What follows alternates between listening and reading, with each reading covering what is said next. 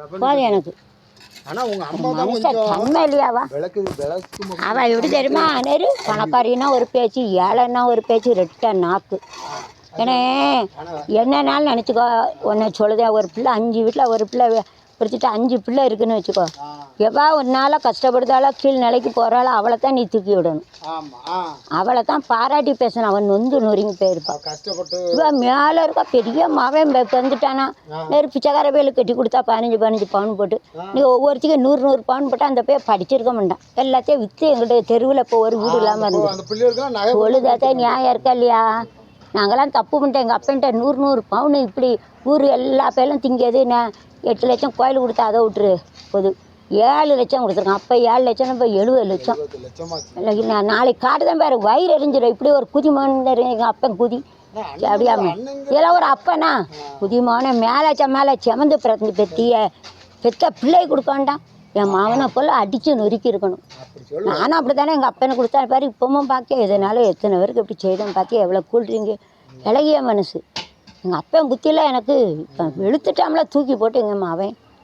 அதுக்கப்புறம் தானே இப்போ கொடுக்கறத விட்டுட்டேன். இப்போவும் எத்தனை பேர் என்கிட்ட கேட்காங்க 5000 கூட 1000 கொடுன்னு, இந்த இடத்த கொடுன்னு. முன்னால் நான் கொடுப்பேன்னா மாரி நான் சுவாசியம் பார்ப்பேன். நான் பிஎட் பிள்ளைகளுக்கு டீச்சிங் எடுக்க போகிறேன். நான் அப்போ வீடு முடிச்சு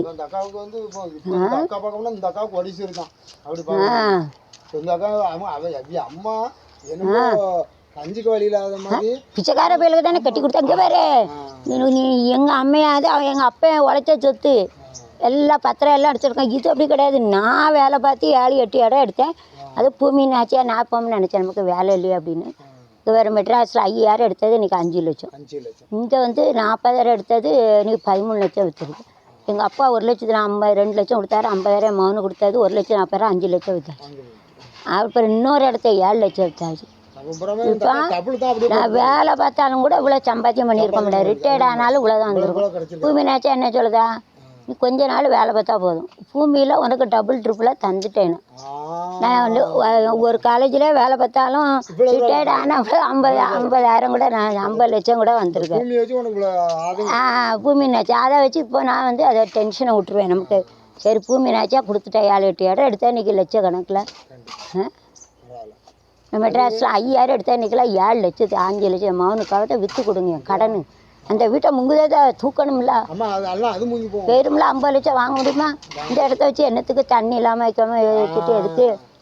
அது 50 லட்சம்னா ஏமாவன் கோடீஸ்வரம்லாம் 1 கோடியில் வரும் பாருங்க.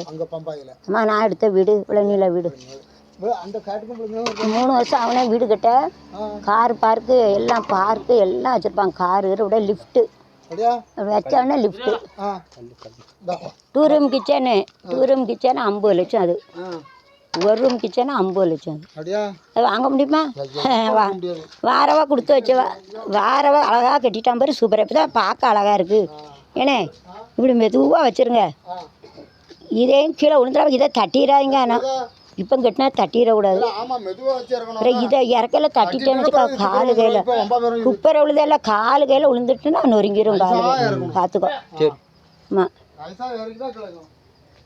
வச்சுட்டு இந்த கயிறை கீழே போடு.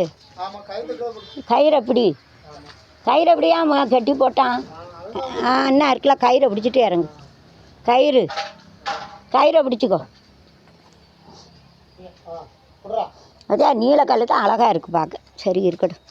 மெதுவாக போட்டு இதே போல் நைஸாக வச்சுருங்க. மெதுவாக இன்றைக்கி 2 சமோசா எல்லாருக்கும். கடை திறந்துட்டு வள்ளி கடை திறந்துட்டு இன்றைக்கி 2 சமோசா எல்லாரும் வயிறு நிறைய சாப்பிடு. மெதுவாக உடச்சிடாம வைங்க. அது இது கொஞ்சம் மேலே பற்றி அது கீழெல்லாம் அதான் உடஞ்சிட்டு. இது மேலே வைக்கல வெடிக்கு பேர் என்னன்னா அது வெடிச்சுக்கிட்டே வருது. அது அங்கே கொண்டு ஏற்றிடுங்க. ஏற்றிட்டு இதில் கொஞ்சம் சாந்து போட்டுரு. பிரிஞ்சுக்கிட்டு வருது. இந்த கம்பி இல்லாமல் விரிஞ்சுட்டு. கம்பி ஏன்னா எவ்வளோ காணம் வாங்கணும்னே கொஞ்சம் எடுத்துக்காக. இது 10,000 கம்பினா தண்ணி கீழே வடியாது. இது உறிஞ்சுன்னா தண்ணி கீழே போறதுக்கு தானே கட்டுது. அதுக்கு தானே கம்பி போடலை. இல்லை மெதுவா பூ போல் வைக்கணும். பூ போல் அது வெடிச்சிடாம அப்புறம் காலு கையில் விழுந்துடாம கையில். மெதுவா இப்படி இது தரணும். மெதுவா அப்புறம் இந்த வடக்கை இதில் வச்சுறேன். மேக்க வேண்டாம். மெதுவா டப்புன்னு தூக்கிப்படாது. மேக்க வச்சிரு மேக்க. கயிறை பிடி அது செடி பிய்யாதுல. அதெல்லாம் ஸ்ட்ராங்காக தானே இருக்குது, உடையாது. அதுக்கு தான் இந்த கயிறை கட்டிச்சு. நல்லா ஐடியா. டயருக்கு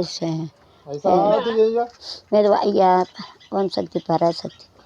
இப்போ எவ்வளோ பேர் நீட்டாக இருக்குல்ல, அழகாக இருக்குல்ல, சூப்பராக ஆகிட்டுங்க. என்ன ஒரு ஐடியா.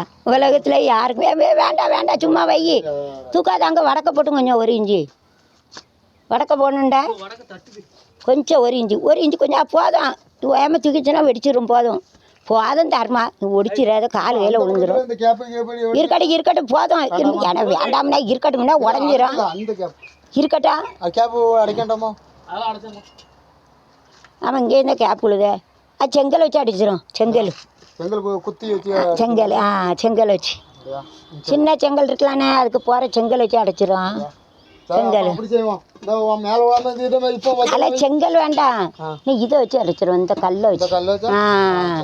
குட்டி கல் இருக்குல்ல, அதை கொடு. பிறக்கி கொடுங்க. அதை எது வேணுமோ அதை வச்சு அடைச்சிடும்.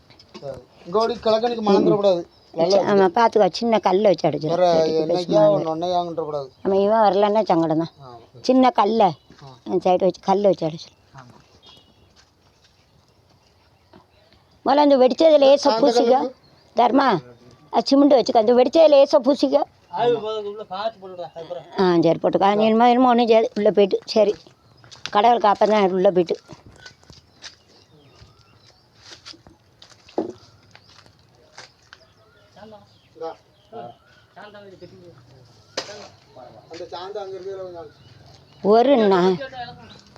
ஒரு நாளாவது ஒத்துக்க மாட்டா. இப்போ கொஞ்ச நாளைக்கு முன்னால் தான் ஆமாம் நான் தான் காரணம்